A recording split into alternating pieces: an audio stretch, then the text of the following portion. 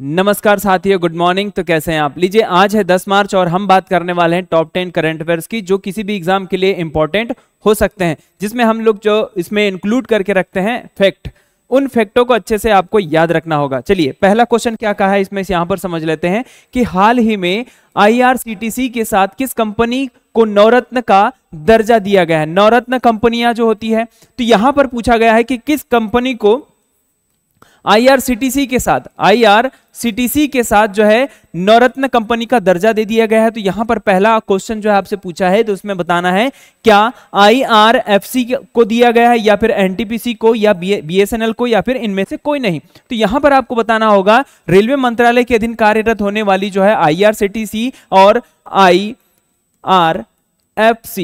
इस कंपनी को जो है यहां पर जो है नवरत्न कंपनी का दर्जा दे दिया गया है। और वर्तमान में कुल नवरत्न कंपनियों की बात की जाए तो 26 नवरत्न कंपनियां हैं। ठीक है, ये कौन सी कंपनियां हैं? नवरत्न कंपनियां हैं। और नवरत्न कंपनियों की संख्या हमने कितनी देखा? 26 देखा। यहां पर अगर हम बात करें कि महारत्न कंपनियां कितनी है, तो महारत्न कंपनियों के भी बारे में आपको पता होना चाहिए। कितनी कंपनियां हैं? 13 महारत्न कंपनियां हैं। साथ में और आपको पता होना चाहिए कि मिनी रत्न कंपनियां कितनी है, तो ये भी पॉइंट आपके लिए इंपॉर्टेंट हो जाता है। यहां तक क्लियर हुआ?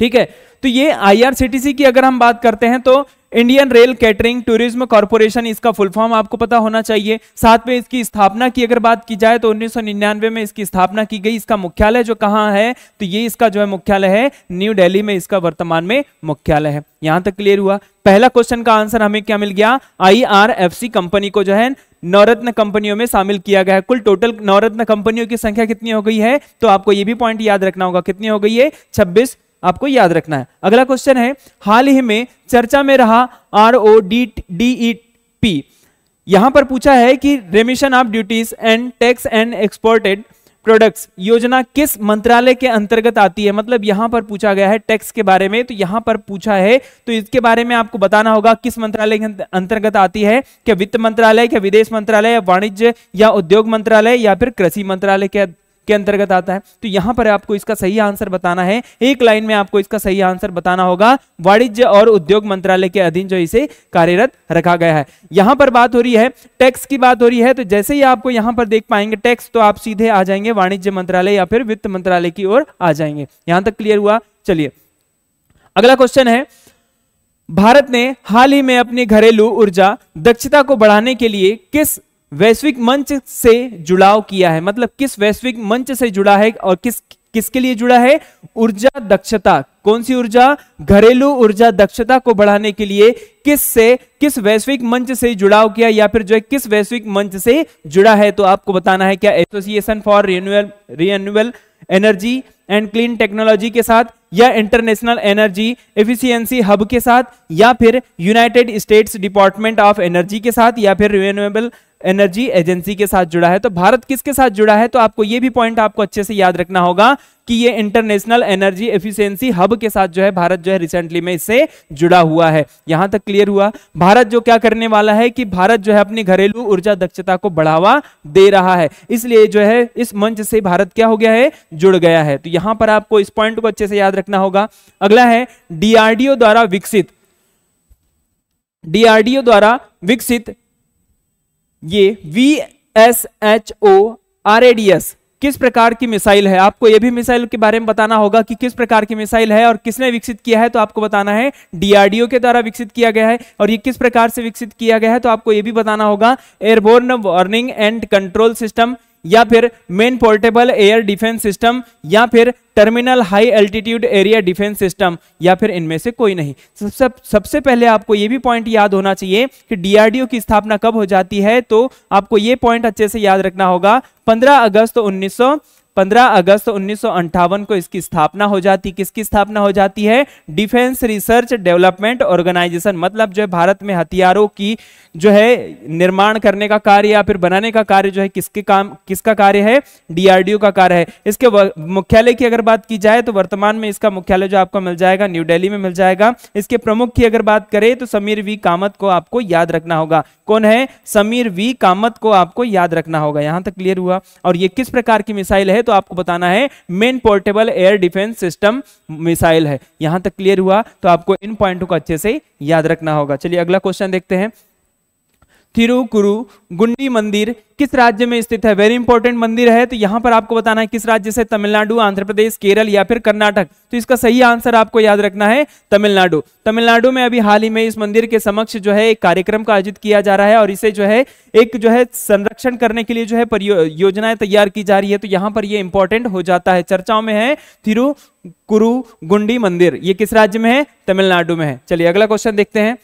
किस मंत्रालय ने युवा संगम पोर्टल लॉन्च किया है? तो युवा संगम पोर्टल जो है हाल ही में जो है इसने किसने लॉन्च किया है? क्या रक्षा मंत्रालय ने, शिक्षा मंत्रालय ने, युवा मामले और खेल मंत्रालय ने या फिर महिला एवं बाल विकास मंत्रालय ने? तो आपको इसका आंसर आपको बताना होगा। इसका आंसर क्या हो जाएगा? शिक्षा मंत्रालय के द्वारा जो है युवा संगम पोर्टल को लॉन्च किया गया है। इसमें होगा क्या कि युवाओं के लिए जो है कई सारी योजनाओं को इसमें जो है क्रियान्वित किया जाएगा और युवाओं को इसमें पूरी तरह से उनको मतलब जो है उनको आगे कार्य क्षेत्र में बढ़ने के लिए मदद दी जाएगी। किसके माध्यम से? युवा संगम के माध्यम से। किस मंत्रालय के द्वारा? शिक्षा मंत्रालय के द्वारा। और भारत के शिक्षा मंत्री कौन है? तो आपको यह भी पॉइंट अच्छे से याद रखना होगा, कौन है? धर्मेंद्र प्रधान, आपको याद रखना है। ठीक है, अगला क्वेश्चन देखते हैं। अगला क्वेश्चन है, हाल ही में राजस्थान में रिपोर्ट की गई कांगो बुखार कहां पर देखा गया? कांगो बुखार, ये कांगो बुखार जो देखा गया ये राजस्थान में देखा गया और ये किस प्रकार की बीमारी है? तो आपको बताना है वायरल से संबंधित बीमारी है, बैक्टीरियल संबंधित, फंगल से या परजीवी से। तो इसका सही आंसर आपको बताना होगा किस प्रकार की बीमारी है। तो ये जो है वायरल से संबंधित बीमारी है, मतलब वायरस से एक दूसरे शरीर में पहुंच जाने का कार्य करती है और इसमें 48 घंटे के अंदर इसका सही इलाज अगर नहीं मिला, जिस किसी को भी अगर एक कांगो बुखार हो जाता है तो अगर 48 घंटे के अंदर इसका सही इलाज नहीं मिल पाया तो वो पूरी तरह से मृत्यु को प्राप्त कर सकता है। तो इसलिए यहां पर आपको इन पॉइंटों को अच्छे से याद रखना होगा कि कांगो बुखार को कहां देखा गया है? कहां देखा गया? राजस्थान में देखा गया। यहां तक क्लियर हुआ? चलिए अगला क्वेश्चन देखते हैं। अंतर्राष्ट्रीय महिला दिवस किस दिन मनाया जाता है? हाल ही में अंतर्राष्ट्रीय महिला दिवस मनाया गया। ये किस दिन मनाया गया? 8 अक्टूबर को, 8 मार्च को या 22 मार्च को या फिर 23 मार्च को? ये दिवस से संबंधित क्वेश्चन जो है आपके लिए इंपॉर्टेंट हो जाते हैं, चाहे वो एमपीपीएस हो या फिर एसएससी हो। वहां पर एक क्वेश्चन बनता ही है दिवस से लेकर के, तो आपको इन क्वेश्चनों को तैयार रखना पड़ेगा कि यहां पर कौन सा दिवस कब मनाया जाता है। तो यहां पर पूछा है अंतर्राष्ट्रीय महिला दिवस। अंतर्राष्ट्रीय महिला दिवस की अगर बात करें तो यूएनओ के द्वारा जो है इसे घोषित किया गया 1975 से। 1975 से यहां पर जब घोषित किया गया वो डेट क्या थी? तो आपको डेट याद रखना है, 8 मार्च 1975 से इस दिवस को प्रतिवर्ष मनाया जाता है। यहां तक क्लियर हुआ? यहां पर हमने इसका आंसर क्या देख लिया? 8 मार्च को। बात कर लेते हैं यहां पर 8 अक्टूबर की। तो 8 अक्टूबर को कौन सा दिवस मनाया जाता है? तो वायु सेना दिवस मनाया जाता है, भारतीय वायु सेना दिवस मनाया जाता है। 22 मार्च की अगर बात करेंगे तो विश्व जल दिवस मनाया जाता है। ठीक है, कौन सा दिवस? विश्व जल दिवस मनाया जाता है। 23 मार्च की अगर बात करेंगे तो राष्ट्रीय शहीद दिवस मनाया जाता है। इस पॉइंट को भी अच्छे से याद रखना होगा। यहां तक क्लियर हुआ? तो इन पॉइंटों को अच्छे से याद रखना ही होगा। चलिए अगला क्वेश्चन देखते हैं। यहां पर देखो दिवसों से संबंधित, यहां पर मार्च के संबंधित जो है दिवस दिया हुआ है कि 1 मार्च को शून्य भेदभाव दिवस मनाया जाता है, 3 मार्च को विश्व वन्य जीव दिवस मनाया जाता है, 8 मार्च को अंतर्राष्ट्रीय महिला दिवस, 14 मार्च को पाई दिवस मनाया जाता है।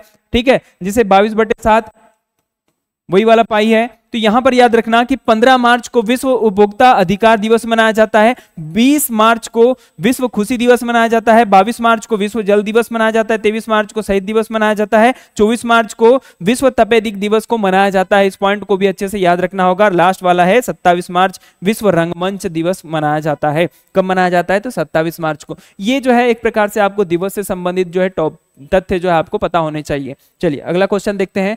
अनुसंधान, राष्ट्रीय अनुसंधान फाउंडेशन ANRF द्वारा इलेक्ट्रिक वाहन तकनीक, किसकी बात हो रही है? इलेक्ट्रिक वाहन तकनीक को आगे बढ़ाने के लिए शुरू किए गए मिशन का नाम क्या है? मतलब जो है भारत में क्या किया जा रहा है कि ऐसे अनुसंधान संगठन के द्वारा मिलकर के जो कार्य किया जा रहा है और उसमें इलेक्ट्रिक वाहनों को पूरी तरह से जो है उनकी संख्या में वृद्धि करने के लिए जो है एक प्रकार से मिशन चलाया जा रहा है। वह कौन सा मिशन है? क्या महा ईवी मिशन है या सस्टेनेबल ईवी मिशन है या EMPS मिशन या सार्थक मिशन? आपको बताना होगा कि इसमें सही आंसर क्या है।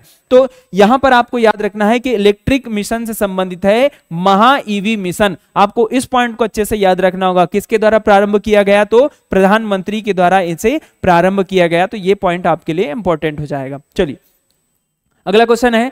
हाल ही में भारत के प्रधानमंत्री द्वारा उद्घाटित कर्मयोगी सप्ताह का मुख्य उद्देश्य क्या है? कर्मयोगी सप्ताह मतलब यहां पर देखिए कि इसका सही आंसर आपको बताना है कि प्रौद्योगिकी क्षेत्र में सुधार के लिए है, या सांस्कृतिक विरासत को बढ़ावा देने के लिए, या सिविल सेवकों के लिए व्यक्तिगत और संगठनात्मक क्षमता विकास को मजबूत करने के लिए, या फिर रूस के साथ अंतरराष्ट्रीय संबंध बढ़ाने के लिए। तो वेरी इंपॉर्टेंट क्वेश्चन है ये। इस क्वेश्चन का सही आंसर हो जाएगा सिविल सेवकों के लिए व्यक्तिगत और संगठनात्मक क्षमता विकास को मजबूत करना, इसका क्या होगा? उद्देश्य होगा। और ये उद्देश्य जो है ये किस प्रकार से मनाया जा रहा है? तो कर्मयोगी सप्ताह के माध्यम से इसे मनाया जा रहा है। यहां तक क्लियर हुआ? ठीक है, तो इसमें हमने जो है टॉप 10 करंट अफेयर को देख लिया है। मिलते हैं अगले वीडियो में, तब तक के लिए नमस्कार। और हमारे चैनल को लाइक शेयर सब्सक्राइब जरूर कीजिए।